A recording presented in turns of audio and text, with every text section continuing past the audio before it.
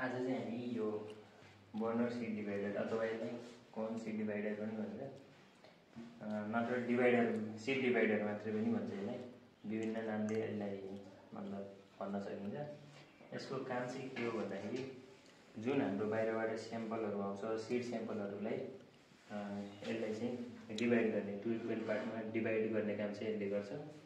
एउटा चाहिँ हाम्रो वर्किङ स्याम्पलको रूपमा राख्छौँ भने अर्को हामी एज अ गाइड स्याम्पल पनि भनेर राख्न सकिन्छ। यसको प्रयोग चाहिँ बिउको नमुनामा एकरूपता ल्याउन पनि प्रयोग गरिन्छ। यसलाई कसरी प्रयोग गर्ने भन्दाखेरि सुरुमा चाहिँ हामीले यसमा प्रिभियस केही सिडहरू पहिल्यैदेखि केही सिडहरू रहेको छ भने त्यसलाई चाहिँ राम्रोसँग गरेर चाहिँ यसमा भएको सिडहरू पनि सबै सफा गर्नुपर्ने।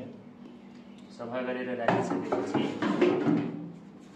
यसमा कुनै बेजारको सिडहरू त्यस्तो हुनु भएन। त्यो गरिसकेपछि हामीले चाहिँ स्याम्पल लिन्छौँ।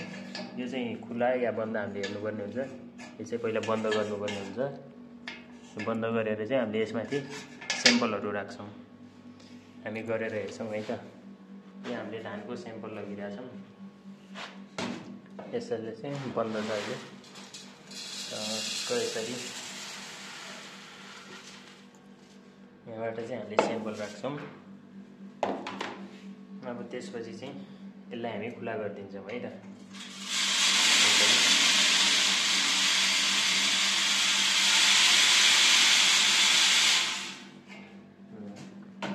त्यसपछि दुईटैमा चाहिँ हाम्रो बिउको नमुनाहरू यसरी आउँछ।